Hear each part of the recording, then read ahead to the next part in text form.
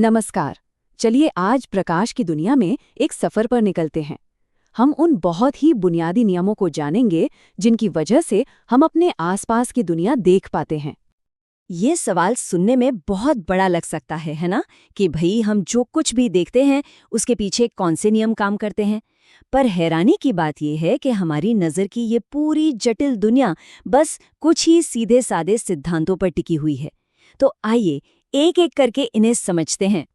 तो हमारी प्रकाश की किरण की इस यात्रा का सबसे पहला और सबसे जरूरी नियम यहीं से शुरू होता है।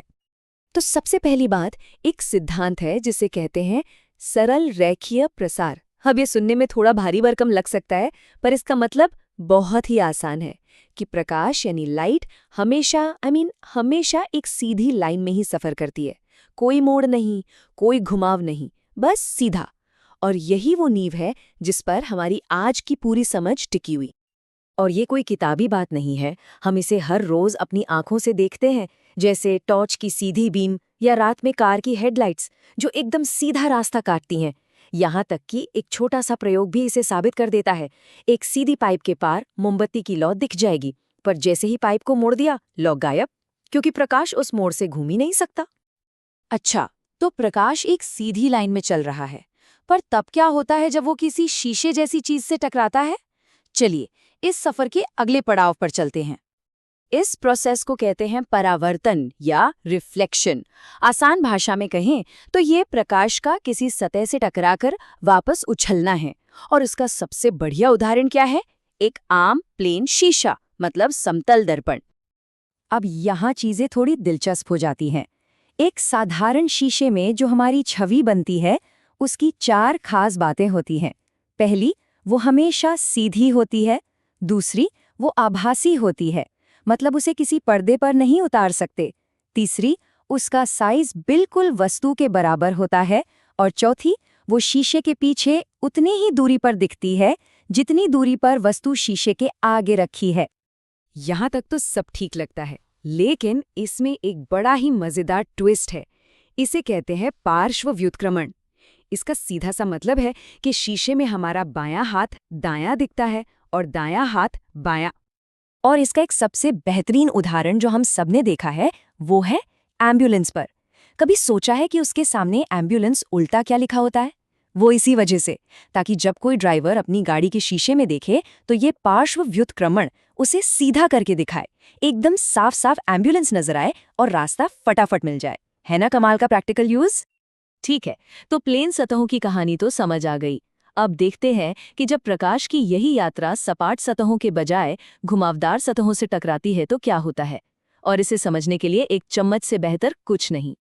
तो घुमावदार दर्पण 2 तरह के होते हैं, अवतल और उत्तल। अवतल दर्पण चम्मच के अंदर वाले हिस्से जैसा होता है, जो अंदर की तरफ धंसा हो। ये प्रकाश की किरणों को एक जगह इकट्ठा करता है, मतलब कन्वर्ज करता है।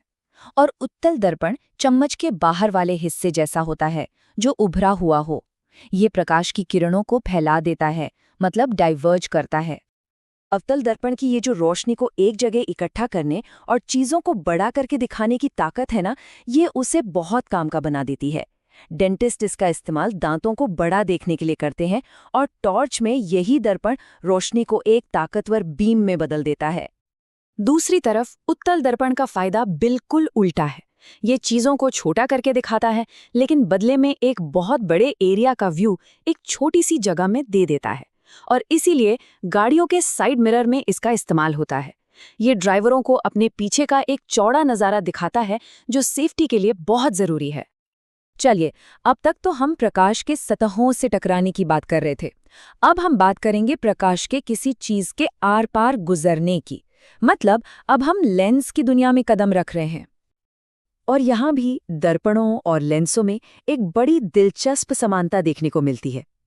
एक उत्तल लेंस जो बीच से मोटा होता है, ठीक अवतल दर्पण की तरह काम करता है, मतलब प्रकाश को एक जगह केंद्रित करता है।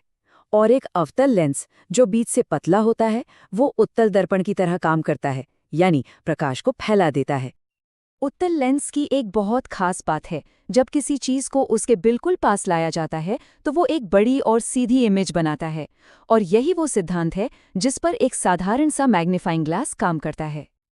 अब हम अपने इस सफ़र के आखिरी और शायद सबसे जादुई हिस्से पर आ गए हैं। यहाँ हम उस राज से पर्दा उठाएंगे जो सफ़ेद रोशनी के अंदर ही छिपा हुआ है। ये सवाल बहुत आसान लगता है, लेकिन इसका जवाब आपको हैरान कर सकता है। हम जिसे सफ़ेद रोशनी कहते हैं ना, वो असल में उतनी सीधी साधी है नहीं जितनी दिखती है। इस प्रक्रिया का एक नाम है विक्षेपण या डिस्पर्शन। होता ये है कि जब सफ़ेद रोशनी, जैसे सूरज की रोशनी, किसी प्रिज्म जैसी चीज़ से गुजरती है तो वो अपने असली 7 रंगों में टूट जाती है, या यूं कहें कि बट जाती है। और ये 7 रंग हमेशा एक ही फिक्स क्रम में नजर आते हैं, जिसे हम विबज्योर के नाम से आसानी से याद रख सकते हैं। यानी violet, Indigo, blue, green, yellow, orange और रेड, बैंगनी से लेकर लाल तक। और प्रकृति का सबसे खूबसूरत नज़ारा इंद्रधनुष इसी विक्षेपण का जीता जागता उदाहरण है। बारिश के बाद हवा में जो पानी की नन्ही नन्ही बूंदें रह जाती हैं, वो लाखों छोटे छोटे प्रिज्म की तरह काम करती हैं और सूरज की रोशनी को उसके 7 रंगों के खूबसूरत बैंड में बिखेर देती हैं। तो हमने प्रकाश की पूरी यात्रा देखी, एक सीधी रेखा में चलने से लेकर शीशों से टकराने, लेंस से गुजरने और आखिर में अपने 7 रंगों में बिखर जाने तक। ये सब हमें एक बहुत ही दिलचस्प सवाल पर लाकर छोड़ता है। अगर ये नियम हमारी दुनिया को बनाते हैं तो जरा सोचिए, जब वैज्ञानिक और कलाकार इन नियमों को मोड़ना या तोड़ना शुरू करते हैं तब क्या क्या हो सकता है। ये एक ऐसा सवाल है जो हमें प्रकाशिकी से भी आगे, कल्पना की उन हदों तक ले जाता है जहां संभावनाएं अनंत हैं।